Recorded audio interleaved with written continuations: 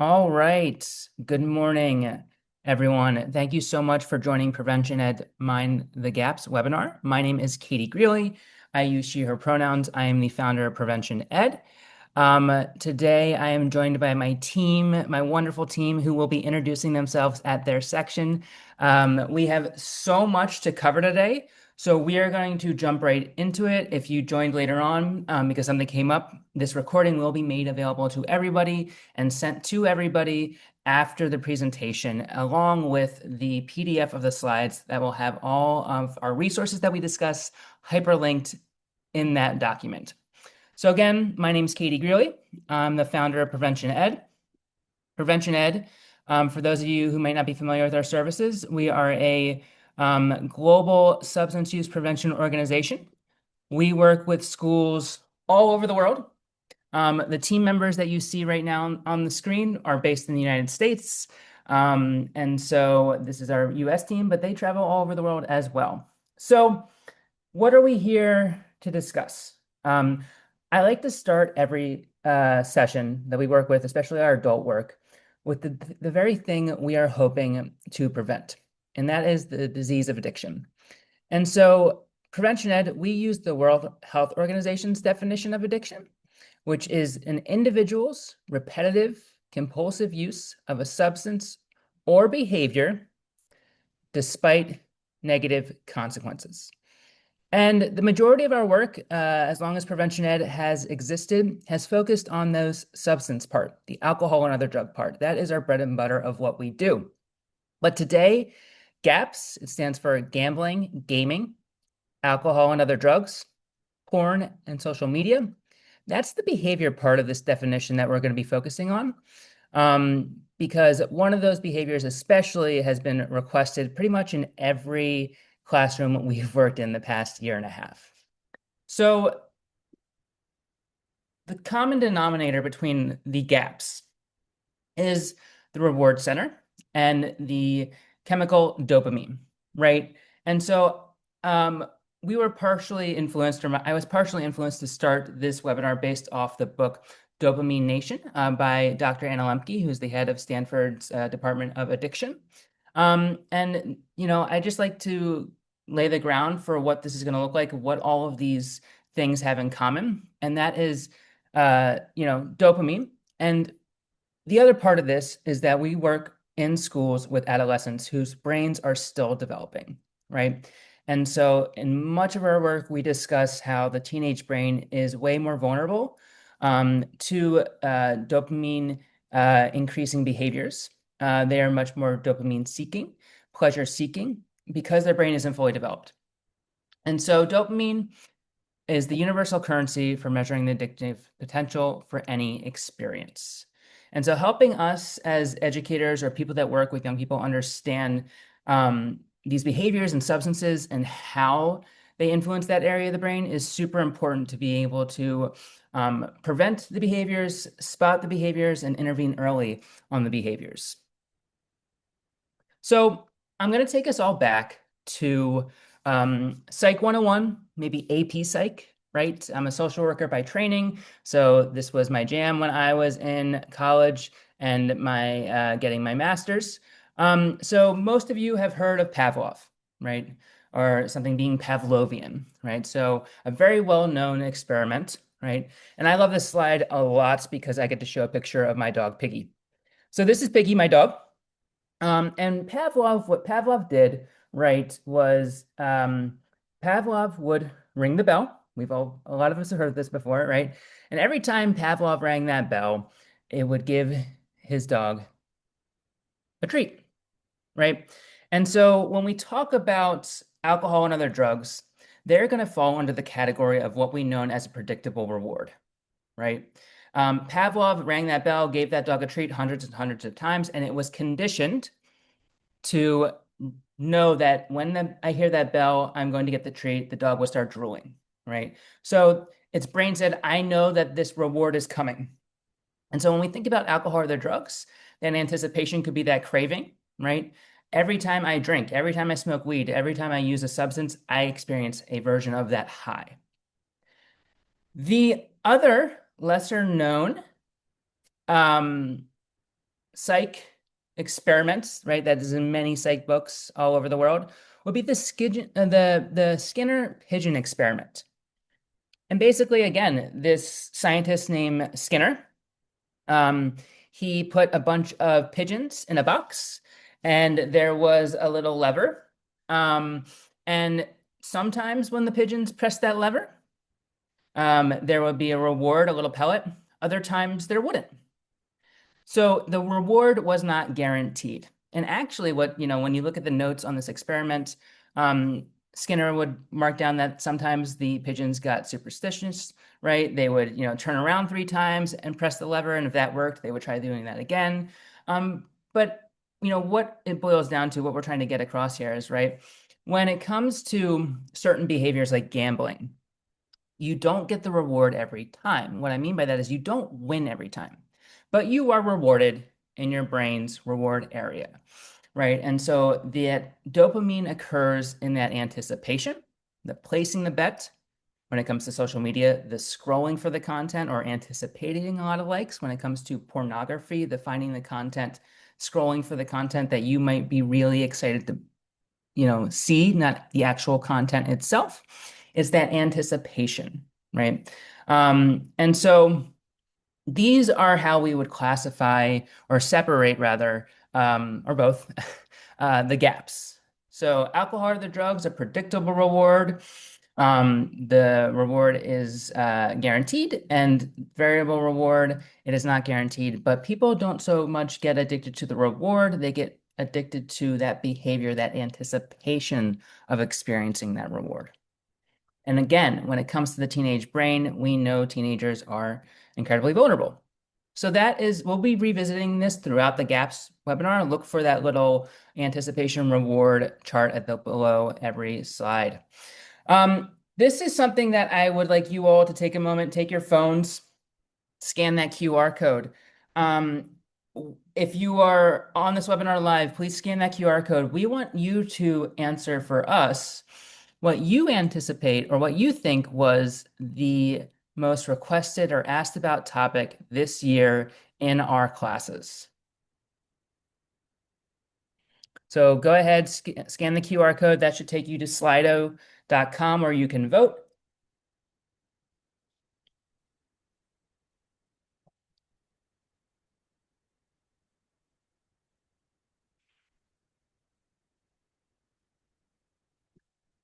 Great resource, by the way, slido.com. I use this in many of our classes to have our students choose their own adventure, as I put it, on the topics that we're there to discuss. All right, and I'll give you all, just for the sake of time, about 10 more seconds.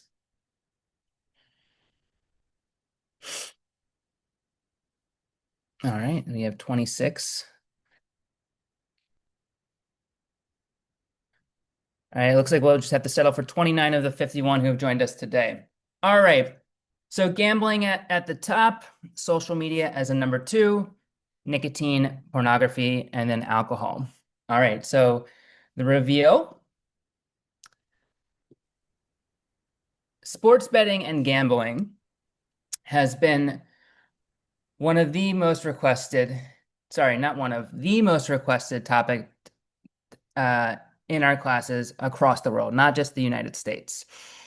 Often that's alcohol is also a part of that. And I would say not based on these 3 screenshots we took from polling our students in class, but usually the top 3 would be alcohol, nicotine, or snus, and betting as number 1. So what that says to us is that these substances or behaviors are the things that are most relevant to our students. And we spend a good time discussing these things in the classroom. And with that, I just want to acknowledge, I'm going to be handing it over to my colleague Luna, because gambling has been the most requested and we've seen this explosion, right, in gambling marketing, behaviors among young people. We are going to spend a good chunk today talking about that as well, gambling and gaming. So with that, I'm going to hand it over to my colleague Luna to take you on from here. Hi, everybody. My name's Luna Gajewski. I'm based in Philadelphia. I'm a prevention specialist and program manager here at Prevention Ed and a master's student in social services and social research. It's my pleasure to talk to you today about gambling and gaming, two things that might seem like distinctly different phenomena, but there's a lot of overlap in 2026, which we can talk a little bit about. Next slide. But first, we want to establish a common definition of what is gambling, because this is a topic that can easily get into blurry gray areas, and we want to make sure we're clear with our students what we're talking about. The World Health Organization gives us a definition of gambling, which is risking money or another item of value on an event of uncertain outcome with a possibility of gaining an increased return. So how many forms does this take in 2026? Next slide. It would be difficult to discuss them all in detail on this ambitious webinar. One of the most common ways young people are gambling is through sports betting. A common attitude is that sports betting is not gambling, which we really want to push back on because it fits very cleanly with the World Health Organization definition. And sports betting, the landscape of it has changed dramatically in the past 20 years. And with all these different forms of gambling, we connect it back to this idea of the spectrum of risk, how all substance use and addictive behavior related choices exist on this wide spectrum of risk. There are higher risk choices, lower risk choices, many variables that factor into where a decision or behavior or choice might fall on that spectrum of risk. And one of them is frequency of use. 20 years ago, if someone wanted to place a sports bet, they would have had to know a bookie and place their bet in advance of the sporting event, etc. And now, with the technology of these sports betting apps, which are increasingly legalized in the United States, there's also crypto casinos and online sports betting platforms that make it really easy to circumnavigate or circumvent, excuse me, age restrictions. They allow young people, people of all ages, to experience that brain activation that comes from gambling over and over and over again. Betting on the next play, betting on the coin toss, the length of the national anthem, etc. And people are able to experience that brain activation of anticipation over and over and over again in a way that quickly becomes repetitive, compulsive, in a way that people develop a tolerance to. Tolerance meaning they might need more repetitions of the behavior or increased stakes to feel that desired effect that they feel from gambling in the reward center of the brain, which is strikingly similar to the reward center activation that we see from recreational drug use. Some parents might be alarmed when they see the Roblox logo appear. It's not that young people are actually betting inside the game of Roblox, but this is an example of one of these third-party platforms that allow young people to gamble despite age restrictions. This phenomenon called Roblox casinos, where the Roblox login information is used by a third party to connect to the child's Robux, the virtual currency in the game, to be able to play games of chance like blackjack and roulette, plinko, etc. Nowadays, more and more people are aware of Polymarket and Kalshi, this hyper-normalization of gambling in mainstream society. CNN has partnered with one of these prediction markets where people can bet on current events, etc. And when a behavior is normalized in the adult world, teenagers pay attention. Teenagers are yearning to signal adult-like status, and so they want to engage in these quote unquote adult-like behaviors. We can talk a little bit more in our policy section towards the end of this webinar about investment clubs and the idea of investing in stocks and options, etc. A lot of times people ask me, is this gambling? And I try and just point them back to the World Health Organization definition, which it falls pretty neatly into. And it can also be a meaningful conversation about that spectrum of risk because risk is something that is pretty codified and talked about in investments. And we know that the way apps have allowed individual users to put money into random stocks in small dosages really has no meaningful difference to something like sports betting or prediction market gambling, etc. Peer-to-peer betting is the last thing I'll touch on this slide, is also coming back. A young person asked me, "Hey, I play golf with my friends and we bet $5 on the outcome of the golf match. What do you think about that?" And I come back to that World Health Organization definition of gambling. It does fit. And I also connect it to the spectrum of risk. Okay, this young person is wagering $5 over the course of about 4 hours. I am worried about that person's exposure to this gambling activation of the reward center. And it is not as concerning to me as someone who is betting on their phone, etc. However, the concern is that the young person might develop a tolerance to that lower risk form of gambling and reach for a similar behavior that's higher risk. Next slide. So, where's the overlap with gaming? Gaming is largely the way a lot of young people are exposed to this kind of activity or behavior. Skin gambling became a popular term after this video game Counter-Strike introduced the loot box model, which a lot of other games have replicated and come to be known as gotcha games. So the loot box is a virtual item in the game that you pay about $2 for, and you can open a virtual item in that box at random that could be totally valueless, or it could have a real cash value of up to $400,000. It is essentially a slot machine, variable odds betting terminal where young people are putting $2 in, getting that anticipation of winning something of value, but it is a legal loophole that doesn't require a young person to be over 18, etc. And there are lots of other games that have replicated this monetization model. Next slide. And we're seeing that we need to talk to young people about gambling because they're hearing about it constantly in this historic period of unregulated advertising. I think the average American professional sports game on television, someone sees an ad for gambling approximately every 15 and 20 seconds. So if we only let young people hear about gambling from the advertisers, they're getting a very skewed image of what gambling is like. A lot of these advertisements advertise free bonus bets for new users. DraftKings, a popular platform in the US, advertises if you put $5 into the app, we'll give you $200 in bonus bets. And while that sounds like a good deal, what they don't tell you is two things. Firstly,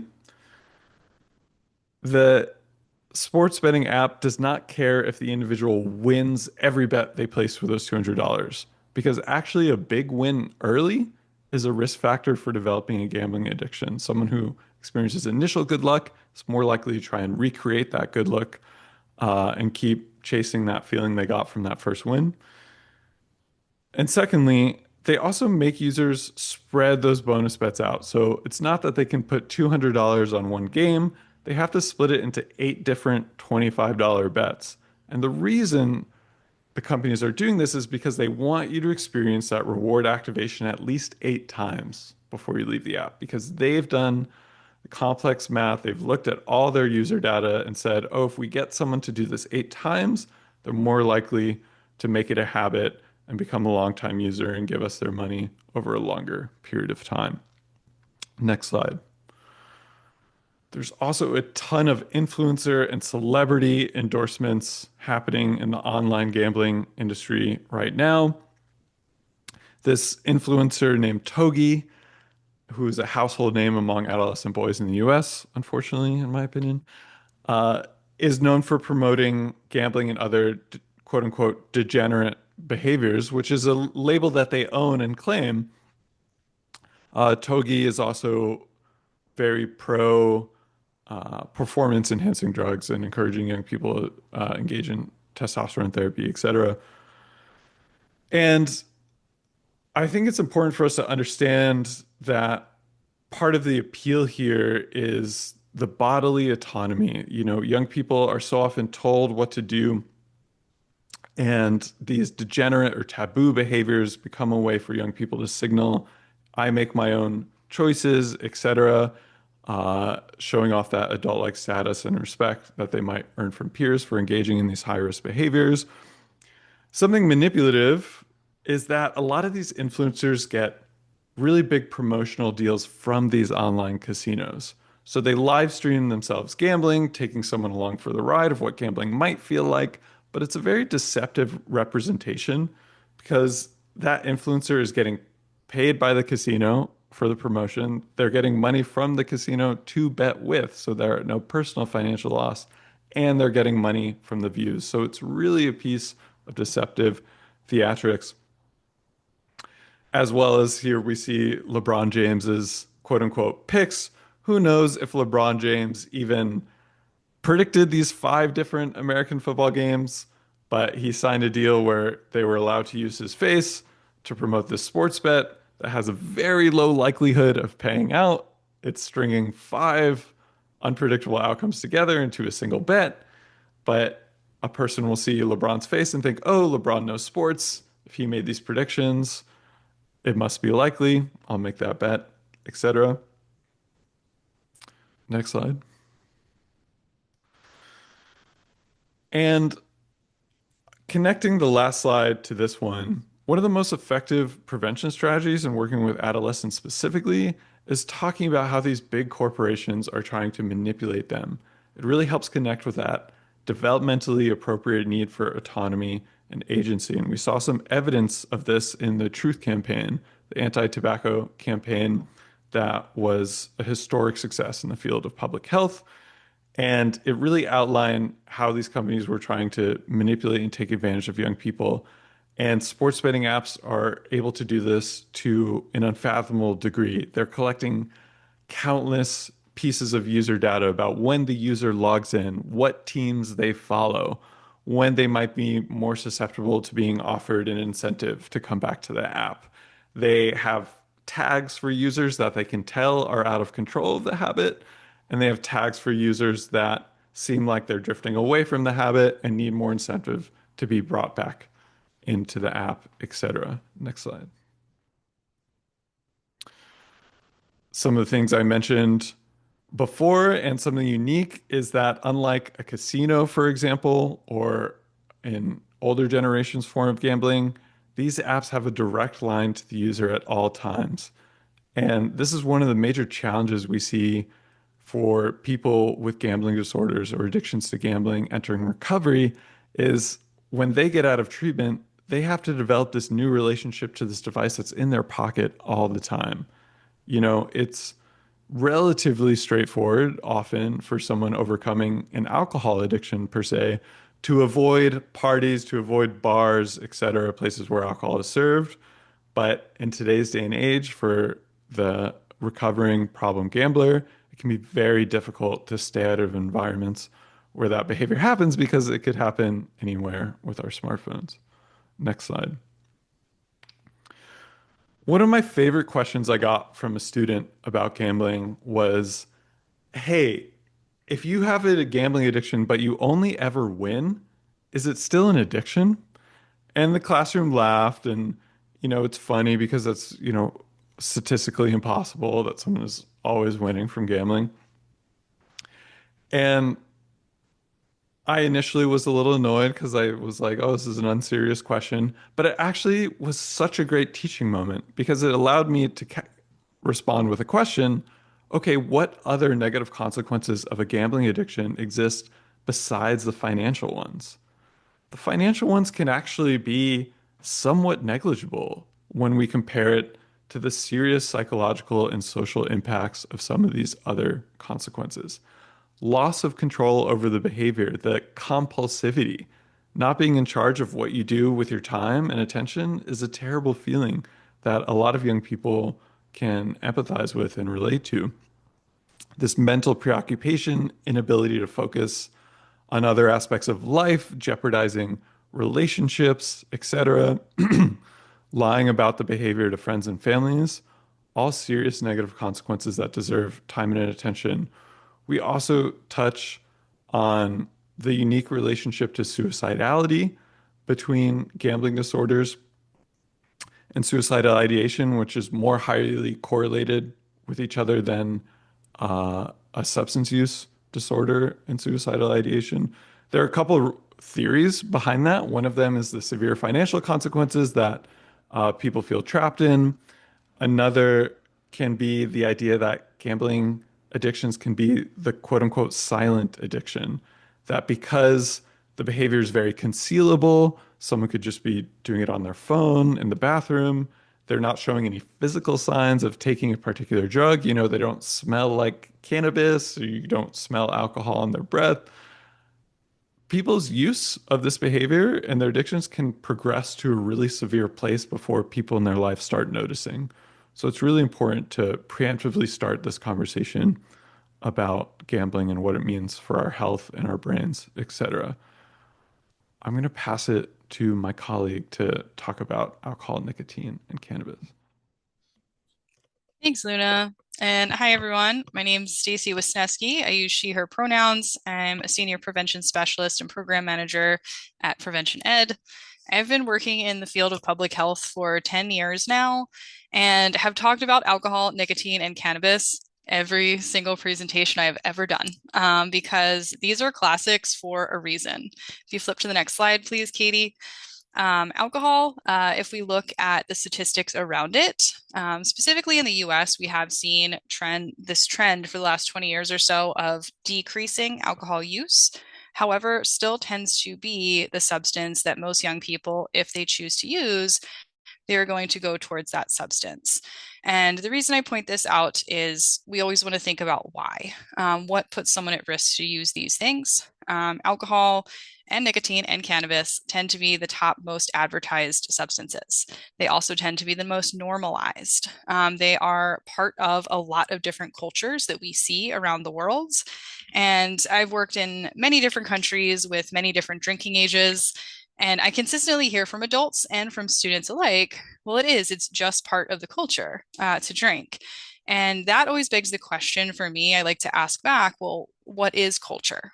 What is a larger part of your culture? Is it just what you eat and drink, or is it the relationships between people? So that's kind of a prevention strategy we go down sometimes. But when it comes back to the data, I do like to look at the trends and see where do we tend to see those highest jumps in use. And we tend to see that between 10th and 12th grade as young people are getting closer and closer to legal drinking ages, or by 10th grade in some countries, the drinking age is 16.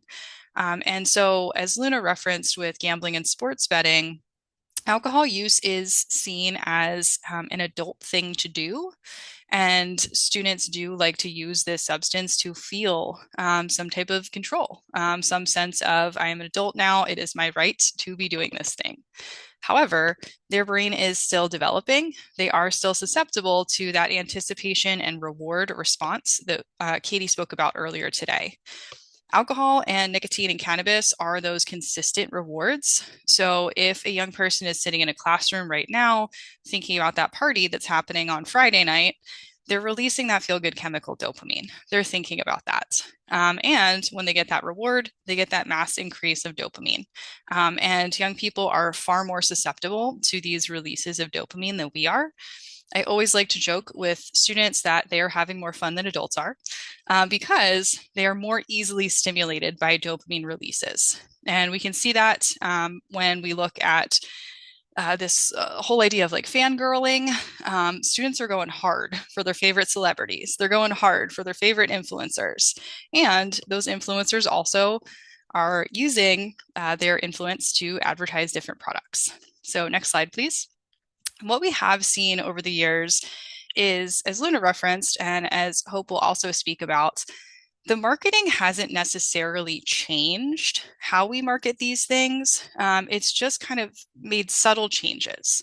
So, what we see similarly between alcohol, nicotine, and cannabis products is bright, flashy colors. It's fun flavors. And what we've seen too, specifically with alcohol, is over the years, we have produced more and more types of alcohol that don't taste like alcohol. So if you ask anyone in their 30s and up about their first time drinking, it was probably like, oh, I tasted this gross thing, or I choked down this vodka drink, and it had that strong, strong taste. And so there was this immediate consequence that it didn't taste good. I had to be committed to continuing to drink this product. The Twisted Teas, the Trulies, the Buzz Balls we see, these are flavored products that have a much more subtle alcohol flavoring to them. And they have significantly higher alcohol by volume percentages. So Buzz Balls in particular and hard seltzers have been coming up a lot lately, where they also too look very similar to energy drinks that are also popularized. And we see that crossover marketing. We see this idea too that we are combining caffeine and alcohol together in some of these products. This is more likely to lead to alcohol overdoses when you combine a stimulant and a depressant together.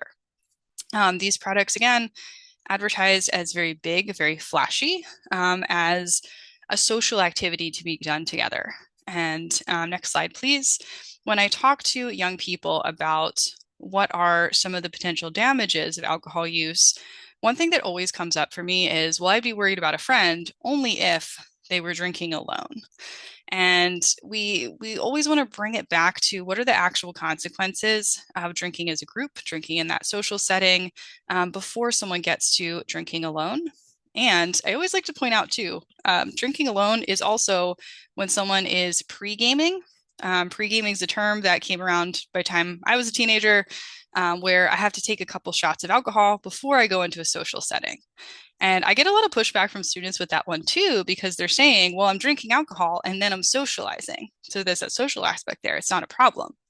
And again, we want to push back on some of that and say, well, why would someone need alcohol before going into that social situation? The first thing that alcohol does when it hits the brain is it's impacting that decision making or impulse control part of the brain. So it can be tempting for teenagers, especially those with social anxiety, to want to drink some alcohol, a depressant drug that slows down that part of their brain that's maybe feeling a little socially anxious. Maybe it's not sure what to say, might give them that immediate sense of relief. However, it's impacting their decision making, meaning it's making it easier for them to drink more and not be aware of that. One of the key pieces that we go into every classroom talking about is the progression, the stages of intoxication of alcohol use, how one drink leads to that decision making being impacted, and slowly over time, alcohol is shifting different areas of the brain. Alcohol tends to impact the brain from front to back. The teenage brain develops from back to front. So alcohol is first and foremost hitting that least developed area of the brain. And we always emphasize that with young people. Next slide, please. We lost a little bit. So we also talk with students specific to this drug and other drugs, but really alcohol tends to be the one that we see most often. We do talk about alcohol overdose, what to do in instances of an alcohol overdose. We are shifting as a whole in public health and within prevention ed. We always want to talk about harm reduction, meaning in some of the countries we work in, it is legal for 16 to 18-year-olds to be using this substance. And we do want to talk about what does it look like on that spectrum of risk that Luna referenced earlier when it comes to behavioral behaviors that release dopamine or substances that release dopamine. There is a spectrum here. And we're always encouraging students to look at where they are on that spectrum, being aware of looking out for your friends and being aware of the actual signs of alcohol overdose, also known as alcohol poisoning. And we also want to shift away from this normalization of drinking so much you vomit or drinking so much you pass out. That is an alcohol overdose. And we are very, very clear about that with young people. What we see in media, in movies, TV shows, on social media, from influencers, that you drink so much, you throw up, that's funny, it's normal. We always emphasize over and over, this is not normal. This is not considered safe, especially not for the developing teenage brain. If you go to the next slide, please. Other pieces that we do tend to talk about is Again, that spectrum of risk. So we always come back to all use equals risk. If I'm going to put one of these chemicals into my body, I am incurring some type of risk. How can I make the choice that feels healthiest for me personally, that feels most comfortable, most safe? And so we give students and talk through with them some of these options to lessen some of the potential risks, some of the potential harms possible. So always talking about the types of alcohol. So there's a very big difference between taking 5 shots of a liquor versus drinking 5 beers in terms of how quickly it goes into the system. We want to talk about planning to get home safely. We want to talk about, as we've talked about for a very long time, having a designated driver or having a designated person in general. We have rideshare apps now, which are great, are keeping kids safe in one way. However, there can sometimes be this sense of, well, nobody has to stay sober tonight because we're just taking Uber home. So we want to also emphasize other things that kids can do to keep themselves safe. We also like to emphasize call for medical help if someone is unconscious and really, really drive that home with young people. Let's go to the next slide, please. Along with alcohol, the second most talked about substance, at least for the students I've been working with lately, does still tend to be nicotine, specifically vaping. And just like we discussed with gambling, with alcohol, the main component hasn't necessarily changed. So the main component in vaping is nicotine, but how it is used and the concentration and how it's marketed has changed. So vaping first came out and technically first invented very early in the 2000s, was popularized about 2016, 2015-ish. And we saw this massive increase in use. Public health officials, us included, were like, oh no. And we put a lot of public health efforts into advertising the harms and risks of these specific substances. However, students are now seeing this as what they're hearing us say, and it is still true. We don't tend to know the long-term risks of vaping products because we have not had long-term data collected yet. One of the issues we see is many of the people who have been using vaping products as adults have also smoked cigarettes, and there's this crossover. It's super complicated to figure out which causes what. We do know that there are specific harms related to vaping, and we can talk about that. But what some young people are hearing is unproven long-term risk means no risk. So we always want to emphasize there is some type of risk here. And more specifically, as Luna referenced earlier too, how advertisers are kind of taking advantage of this. If you go to the next slide, please. What we see in public health as a whole when it comes to any of these substances or any of these behaviors is when young people assume that the risk is low, use tends to go up. And when it comes to vaping, vaping was first advertised as healthier than cigarettes, healthier than smoking, and being healthier than a cigarette is a very, very low bar to be at. So we can reasonably say a lot of things in this world are quote unquote healthier than cigarettes. However, that myth has persisted. And unfortunately, what we're actually seeing right now, because in the field of public health, we're doing a really great job of reminding kids that vaping products are not healthy, are not safe, and they're starting to get that message. And now some young people are going back to cigarettes because we forgot to say, oh yeah, cigarettes are harmful too. So we want to keep this communication, keep this balance of information about all of these nicotine-based products are not healthy, are not safe. If you go to the next slide, please. One of the risks that we are seeing uniquely to vaping products, again, is this idea of concentration. So one typical pack of cigarettes, 20 cigarettes has roughly 1 milligram of nicotine per cigarette. The Juul pods that we saw increase in popularity actually led to a lot of prevention discussions, education coming because there were a lot of US-based lawsuits against this company, almost double a pack of cigarettes. Because of the Juul controversy, because of the Juul lawsuits, we saw a lot of, in the US specifically, a lot of laws and policies put in place about restricting flavored products, changing marketing so that young people are not accessing these products as much. And there's always a loophole. Companies will always find a loophole. So they've created these other disposable products. Some of the most popular are called Flume or Elf bars. I'm also hearing a lot this year about Geek bars, Geek, Geek bars, very similar products that they can be sold with significantly higher levels of nicotine. They can still have flavoring because they are disposable products. And so again, when it comes to prevention conversations, yes, we always want to maintain talking about how harmful this can be to the brain and the body. And we can expand that conversation to also talk about how are these products being advertised to you and other impacts. And I've had some really great successful conversations about even environmental impact of these products. So years and years ago, we were worried about cigarette butts and seeing cigarette butts everywhere. And if you go to a lot of major cities, you will still see cigarette butts around. However, you're seeing a lot of electronic products with absolutely no I can't even guess how many millions of years it's going to take for them to break down.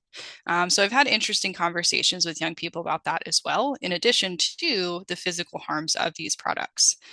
Even most adults that we talk to don't know about how highly concentrated these products are. So this is a key point that we always want to bring up. Next slide, please. And I am going to pass it off to my colleague Hope to talk about snus and other products on the topic of nicotine.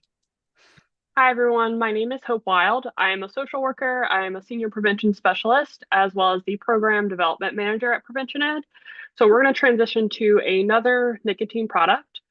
Some of you might know it as snus. Some of you might know it as chewing tobacco, but this is a rebranding of another addictive substance. A lot of the things that we talk about are actually not new drugs. Gen Z and Gen Alpha are just being marketed to differently. We have Zen and we have this snus, and these are little tobacco pouches, or sorry, nicotine pouches. They are tobacco-less. They look like this in the right-hand corner after they are finished. On a lot of the packaging, you may even see that it is tobacco-free and just says nicotine in it. And I want to point out something very, like before we get to this next slide, is that this nicotine does not come from the tobacco plant. This is nicotine salt, very similar to what we see in vapes as well, which means this salt is metabolized very quickly into our bloodstream and produces that dopamine hit very quickly. As well, because of how these are used, they don't have that initial negative consequence that we often see with like a cigarette where it produces a smell. If we go to the next slide, I'll talk more about Zens. This is currently the most popular one. Originally, this was actually just a Swedish company, but it is now owned by Philip Morris International, one of the largest tobacco companies in the world. It is just a small pouch. The kiddos are calling it a lower decky if it's in the mouth here, upper decky, or a double deck if you place it in both. We see them in flavors such as menthol, citrus, coffee.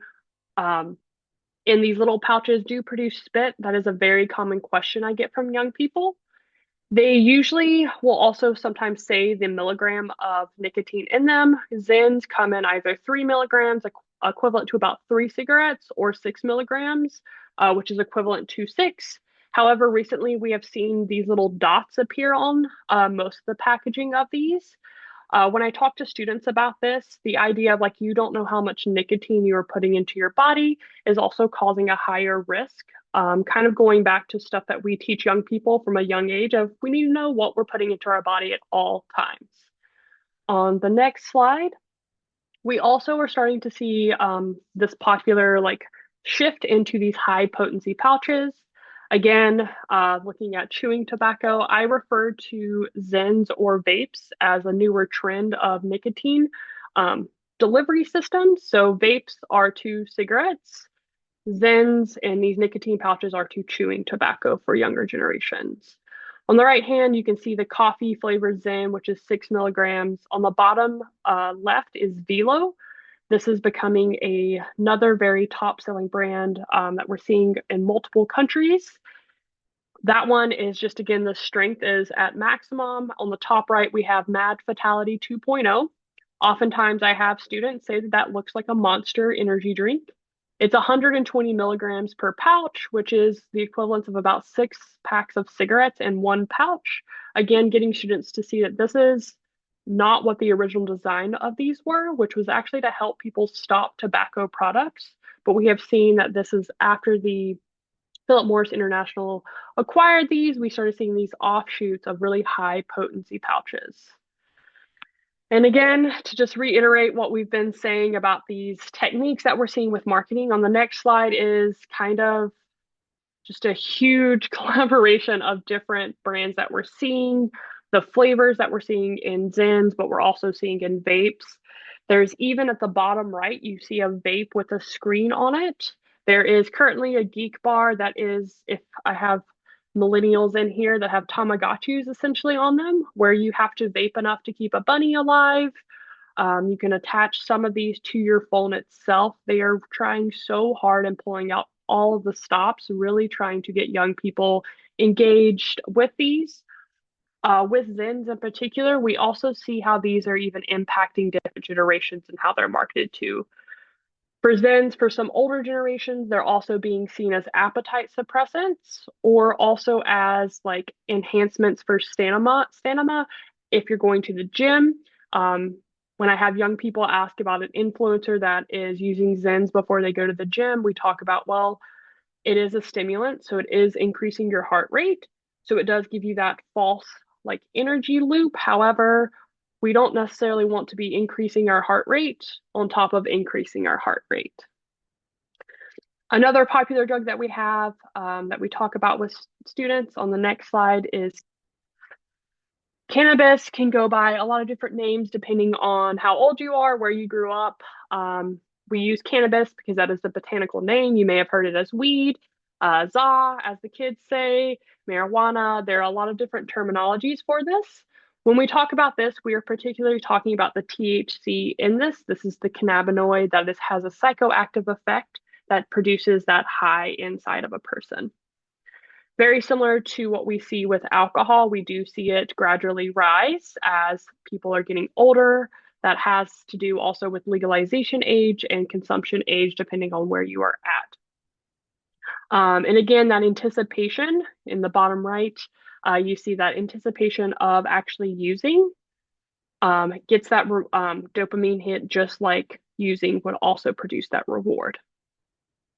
And when we talk about this drug, I will usually make a lot of dad jokes when I'm presenting to young people because this drug is not the same drug that it has been throughout the decades. It has not only changed in the fact that it's not just smoked anymore, it's vaped in yarts, carts, or Benjamins. It can be eaten through edibles, like inside of candy. But on the actual like molecular structure, we have seen the THC levels really change. On the next slide, we call this the evolution of cannabis. And in the 60s and 70s, we had THC levels at 1%.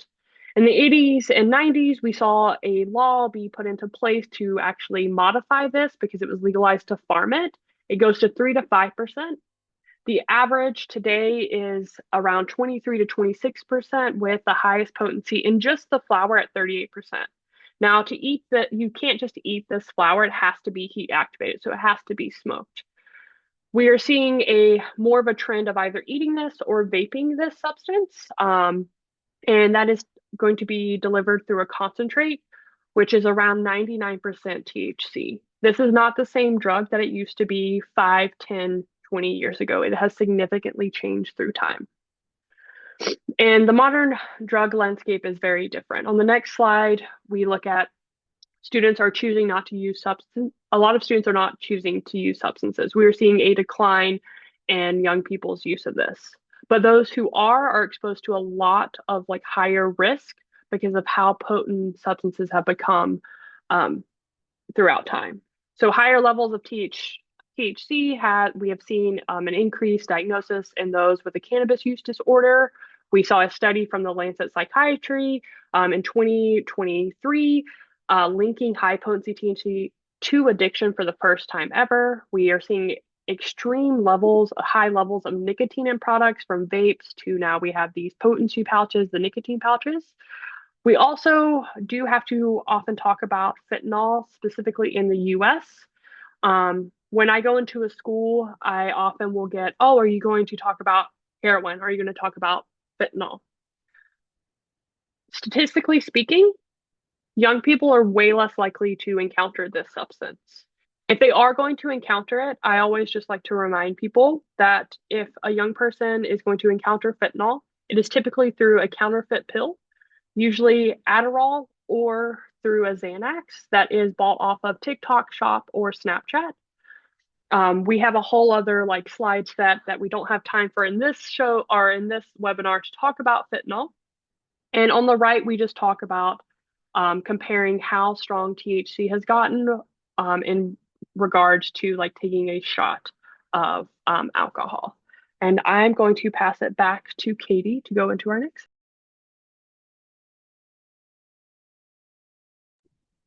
Thank you so much, Hope. Okay, so the next two are 4 slides. We're going to be talking about porn and social media. Similarly to the other behaviors that we talked about, there is that anticipation versus reward. And what does that specifically look like, right? The content itself, whatever it might do for somebody, whatever their interests are, right? That's one thing. They get their reward from that. But over time, when someone's behavior increases, the amount of pornography that they consume, the real thing that they start to experience that dopamine hit from is the anticipation of finding that content that does it for them, right? So and we'll talk about how tolerance increases over time and what that looks like with this behavior specifically. On the slide, it says, age of first exposure around 13 to 17. That actually needs to be updated. We're seeing the average age of exposure be between 9 and 12 years old. For individuals that are designated safeguarding leads or part of your safeguarding team, there is a concern about some of this exposure is happening on school campuses. So something that you all should be thinking of and have policies in place for, should that happen. When it comes to the tolerance, it's actually called, with pornography, the Coolidge effect. Right. And so what does that look like? Not this Coolidge that many of the kids know from White Lotus. It's actually this Coolidge, who's way less exciting. This is Calvin Coolidge. He was the vice president of the United States, who then became president, I believe. There's a joke that goes along with why this became called the Coolidge effect that I won't get into. You can look up on your own time. But essentially what it is, the Coolidge effect is that the brain adjusts to what it's seen over time. And when it sees repetitive content or something similar, it builds tolerance and dopamine, right? And so what it looks like with pornography over time is that as someone's frequency of consumption of pornography increases, the intensity of the content that they want to consume can increase, right? And unfortunately, right, this can take people to very dark areas of the internet that host this content, right? This has been a news story recently, and it can, get out of control really quickly. Again, it's not the content itself; it's the search for that content, and when that search for that content needs a higher level of intensity, we see that kind of shift over to there, right? So another way to explain this to your students would be this meme, right? This idea that something that needs to be novel, right, in order to get their attention. And when someone get used to something, they don't get the same dopamine hit as something new, newer content, more explicit content, etc. All right, social media. This is, again, gaining popularity the past couple months. I think of my students have voted to talk more and more about this. It's not uncommon that I'll have one of my students come up to me after class and say, well, what about social media? Or I really wish my parents didn't give me a phone when I was in 7th grade as a 12th grader now, right? Knowing what we know. And knowing what we knew at the time, right, in 2007 when the first iPhone came out and a couple years after that, and, teenagers got their iPhones, the narrative was with this, oh my gosh, isn't it great? They have the world at their fingertips. They love their phones. We did not know the impacts on mental health, anxiety, depression, the impacts on in-person relationships. Now we have some of that data starting to come out, right? And so it's not just the use, right? again, it's not just the post that gets 500 likes. It's not just that content that's really funny. A common experience of my students that I will hear about would be, I'm trying to study. I'm doing the Pomodoro method, right? Studying for 20 minutes, take a 5-minute break. I pick up my iPhone. I start scrolling on TikTok. An hour goes by. I doom scrolled for an hour. That's scrolling where they're getting that anticipation hit of dopamine. But in that 1 hour, they got two really hilarious videos that they got to send to the group chat. They got that hit of dopamine, right? I see heads nod because I've experienced that myself as an adult, right? I think oftentimes with this behavior, we have a lot of adults saying that kids are addicted to their phones, they're addicted to social media. Um, I think humans in general have a lot to learn about their own behaviors any age with technology. This technology has advanced faster than our brain's ability to manage that. And if I, as an adult, sometimes have a hard time managing my behavior with my own phone, young people with developing brains, we really got to be supporting them and have empathy for them trying to do the same thing because they want to, right? So what we're seeing, increased anxiety, depression, disordered eating, and body dysmorphia, not just among young girls, also young boys. It's restricting in-person relationships. Exposure to harmful content, right? Now, this one specifically, you can buy counterfeit pills off of Snapchat, right? You can get pornography on your phone. You can gamble now on your phone. So this overlap between technology, not just social media, and these gaps is also worth highlighting. So, when you look at that graph on the screen right there, that is from Monitoring the Future. That is the rate of daily social media users from 2008 to 2015. If I was to overlap it with data from many of you may have read Jonathan Haidt's Anxious Generation, and with increased anxiety, depression, impacts on mental health, what you would see is a skyrocketing line going up in 2012, right? And 2012 was the year that Instagram became one of the social media platforms of choice among young people. Instagram was one of also the first social media platforms where I'm not commenting on your posts. We're not having so much of an interaction. I'm posting one square that you're going to compare your insides to my highlight reel and vice versa. And so, you know, kids, they identify with this saying, right? Comparison is the thief of joy. When you're comparing your insides to everyone else's highlight reel, you're not seeing really what their day-to-day looks like. You're saying to yourself, I'm not good enough. Everyone's prettier than me, smarter than me, has a better life than me, right? Maybe this is one of the reasons why we're starting to see that impact on mental health for so many young people. That's a lot when they're in that developmental stage trying to figure out who they are. All right. So going back to Dr. Anna Lembke, right? Gambling, gaming, alcohol, other drugs, porn, social media, and then we can probably have subsections under those. Young people today in general, have an abundance of pleasure at their fingertips, right? And our brains want to keep us healthy. Our brains want to keep us alive, right? And so we have our hedonic set point where we should be. We have good days and we have bad days. And as we get older, right, when you talk about puberty and teenagers, you get more out of control, right? And as we get older, our brain develops, it gets more balanced. But what's happening with so many of these young people is they have that constant exposure to these pleasure spiking experiences. And what some of these experts and researchers are starting to say is maybe, right, because our brain's job is to balance us out, when we have that constant spike of dopamine, because we have a constant flood of things coming into our brain all the time through this, maybe we're starting to dip below the line. And that's where we're starting to see these higher rates of anxiety, higher rates of depression, that feelings of emptiness that many of our students have talked to us that they've experienced, right? And this is what we know as chronic low reward signaling. So I don't have a solution for it yet.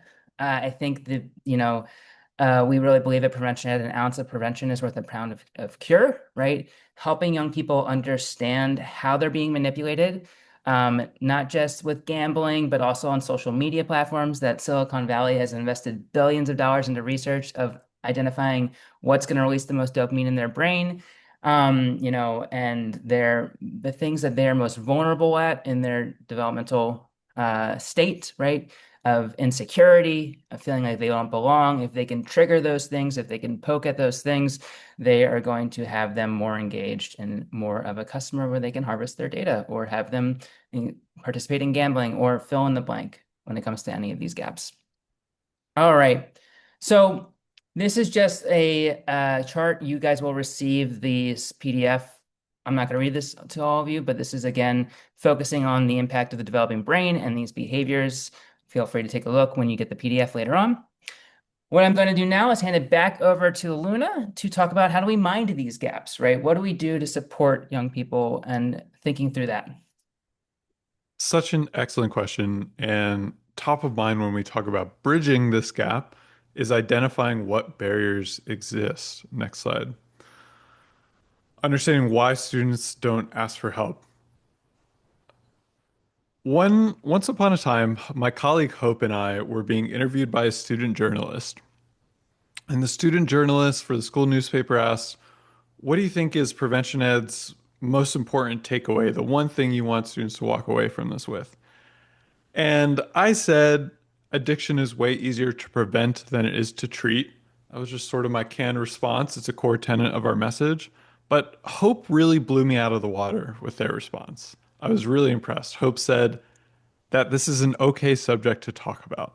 That is not a taboo subject. That is one of our most important messages. And it connects interestingly to a question we got in the Q&A from Kira White. So feel free to start submitting your questions via the Q&A, as we'll get to our question portion in a moment. But a participant of this webinar asks, is there any relationship between being in an anti-porn, sex-negative environment and developing more concerning porn consumption habits? While I'm not familiar on that specific body of research, which I imagine exists, I can confidently say that stigma is a barrier to help seeking. So it's really important that we demonstrate that we model that these are okay subjects to talk about, to keep those lines of communication open, and make sure young people have trusted adults with whom to talk about this behavior as it's developing. And a young person who perceives this behavior to be highly stigmatized is far less likely to reach out for an adult for help or reflection on the behavior. Next bullet point. Another major barrier to help seeking is fear of consequences. We need to be crystal clear with young people about what avenues of conversation are a help-seeking conversation, what supports we can offer them if they talk to us about their choices around social media use or alcohol use or gambling, etc.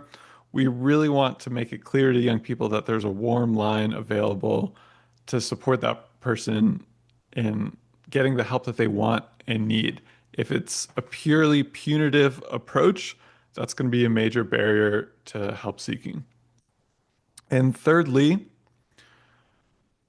we need to talk about the risks associated with all of these choices. Another thing I heard one of my colleagues say once is if we only let young people learn about these behaviors from social media and pop culture, it's like letting them learn physics from Transformers.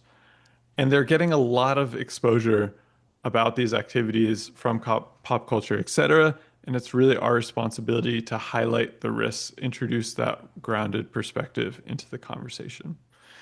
And something that adults can improve in is seeing that young people reach for these behaviors often as a solution.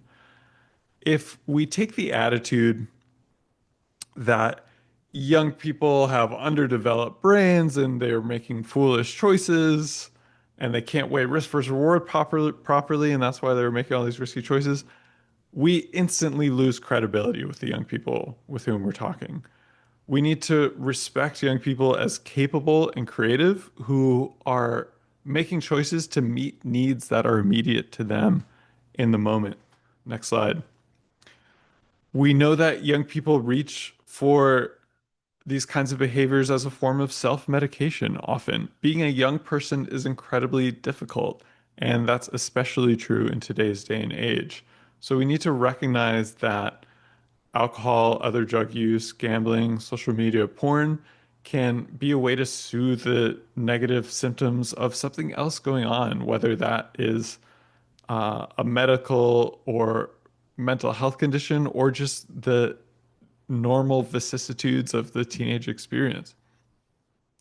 Something else I want to introduce to the conversation is on our next slide. And it's something that Dr. David Yeager, who wrote this really breathtaking book, 10 to 25, The Science of Motivating Young People, called the adolescent predicament, which, next bullet point, he defines as the mismatch between young people's neurobiological needs for status and respect and the level of status or respect afforded to them by their current circumstances. This is a major driver of adolescent substance use. Uh, in that coming of age moment, evolutionarily, it was really important to prove one's worth to the social group, uh, get that adult-like acceptance and treatment, etc. And substance use can be a huge way to signal that and also show to oneself and to others that I make my own decisions about my social life, about my body, etc. So, how are we recognizing this driver of substance use and empowering young people with other opportunities to achieve adult-like prestige, to be respected in their bodily autonomy, in their social autonomy, etc. Those are going to be protective factors that lower a young person's risks that we have within our power as adults in their lives to implement. Next slide. We have a number of recommendations for systemic approaches, community-based approaches to addressing these behaviors. In particular, excuse me, we have a gambling policy template that gives schools detailed suggestions for addressing gambling in a community because there's lots of gray areas such as playing card games and investment clubs, etc., that need delicate and intentional regulation and adult monitoring. So that's also a resource that you can connect with after this webinar. And I know we have a single digit amount of minutes left, so I want to move into our Q&A section, if that's all right with my colleagues. I'm seeing some questions. There's a Q&A button on Zoom with which you can submit them.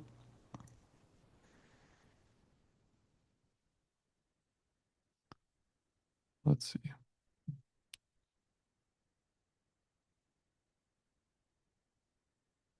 This is a really interesting question. So a participant is asking, similar to sports betting, where adolescents may not always view it as actual gambling, have you all noticed whether adolescents can identify that certain Instagram posts and other online content as pornography? So similar to gambling, pornography, the lines can get blurred, right? But it is somewhat shocking how explicit content can get on Instagram while still being allowed on the platform.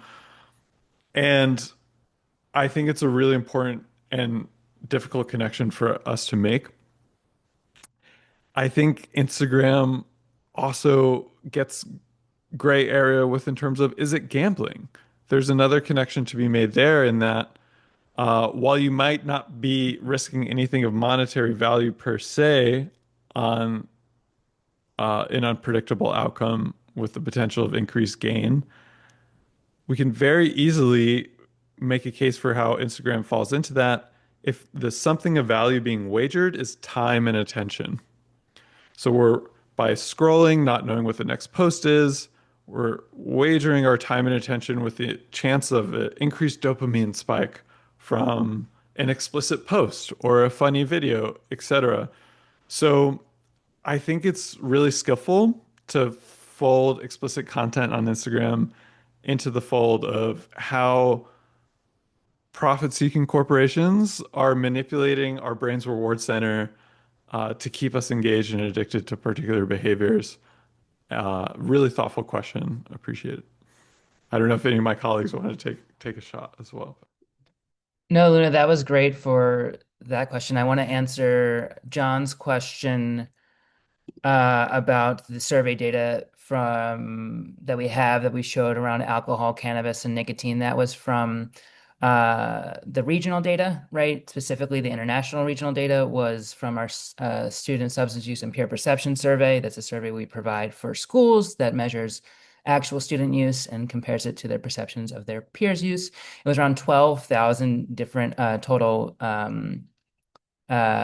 students surveyed. I don't have the regional per region right now data, but that is our all of our aggregate data in international schools that we regionalized and compared. So that's that question. I think another question just came through. There's also, if you all click on the Q&A, you can see other questions that Hope and Stacy answered to via text if you asked a similar question. Let me see. Right. And then, okay. So here's a question from Kira. Do you find that the survey findings are similar to CDC's YRBS, that's the Youth Risk Behavior Survey, or do you think that your approach of harm reduction, fighting stigma, causes students to be more honest? That's a great question. I don't, I can't, I don't have an answer for it. I do know that, the CDC's YRBS, which is not being funded anymore, unfortunately, or University of Michigan's Monitoring the Future, they're designed by experts in their field, people that have been doing survey design with PhDs for decades. They've designed very great survey tools that do have a way, just like our survey, to identify when kids are not answering truthfully or they finish the survey in 3 minutes. So I can't, I do think the surveys are representative of the actual data. A good snapshot. Surveys aren't perfect scientific tools, but I do find that those numbers are accurate. I will say, when it comes to our in-classroom conversations, again, we're not working for any other organization. I can speak to my own experience as a DARE alumni, right, where I had a police officer in my classroom with a gun on his hip telling us, don't do drugs, drugs are bad, just say no, criminals use drugs, that we really try to create an environment that is way more safe for young people to express their honest opinions, to ask questions that they feel like we're not going to be judged on based on asking. And of course, when a student does say something where we're worried about their health, their well-being, we are trained individuals that work in schools. We have done our safeguarding training. Many of us are social workers. We're going to make sure we leave that campus if a student does say something where we're concerned, where we're connecting them to the counseling team and they're getting the support that they need. That is something that I think makes Prevention Ed very special. We do create an environment where students feel like they can talk about these conversations openly and honestly. We have that opportunity as individuals that have experienced our addictions ourselves to build that credibility with them. And then we have we can leave, right? And that's why we can do that, right? So I can't speak to the surveys themselves. I can speak to our experience in the classroom with the students, and that I find that the conversations are open, honest, and meaningful. I would like to add one interesting piece about the survey. Last time I was talking about a school-specific survey. I often have students say, all kids lie on that survey. And yes, it makes sense because they're pushing against it's pushing against our perception. Often we overestimate use by our peers, underestimate healthy behaviors. However, I had a really interesting conversation with students where this particular school data, cigarette use was very, very low, maybe 4% or lower in the last year. And the students were telling me like, yes, yes, absolutely, that makes sense. That's totally on par. Not many kids here are smoking cigarettes. And then you point to the vaping numbers, which was significantly higher. And they were saying, no, no, no, no, no, no, those must be off. So it was an interesting conversation when we do bring in data of kids saying, yes, parts of this can be true. However, you can then see which of those pieces are they still what they're exposed to on social media, say like Snapchat videos of peers vaping, this idea of you walk into a store, you see vaping products everywhere, it seems like everyone's doing it. You can kind of really specifically see where those influences are hitting them hardest. And I was just going to add really quickly, we do wrap in the social norms theory when we're talking about this, of like how our perception is so much like influences not only our behavior, but how much we're thinking. I believe in someone's answer, I talked about like how we do have this cultural normalization with sports betting of you can't engage with sports culture without betting. Well, we've been battling that in public health with the idea that all parties have alcohol and other drugs. When in actuality, when we look at these surveys, we actually can see that. In the classroom, I will actually break down survey science. I also am I'm very into the data. I love the data. We do see like flaws in some of our surveys as well, in the sense of like the question around marijuana. That's the term that is still used. A lot of young people don't actually even know what that is because they're seeing it as THC or as edibles, and talking to them about that. And in the US, when we're talking about weed or THC, it varies state by state or city by city, or even in other countries when we're talking about this. But that's incredibly powerful for a young person to see that. But it's also teaching them media literacy, that they should feel comfortable challenging a number that they see on a screen so that they can actually understand that information. So really just trying to do that wraparound education that we know that schools are already doing, and just applying it to the drug talk. Yeah. Thank you so much, Stacy and Hope and Luna, for your take on this, your questions, answering those questions, and just an amazing presentation. I do want to just be cognizant of the time. It is 1:17. If you have to log off, that's fine. Again, we will send the recording. Couple things. Some of you asked how you can connect with us. You can go email schools@preventioned.org. If you scan this QR code, it will take you to a contact form to reach out to Prevention Ed. If you didn't get a question answered, or you just didn't feel comfortable asking it on the presentation, you can also submit questions. But connect with us. We're in the planning period for next year. Our fall is pretty much already filled up. We are now scheduling for spring 2027. Connect with us on LinkedIn there.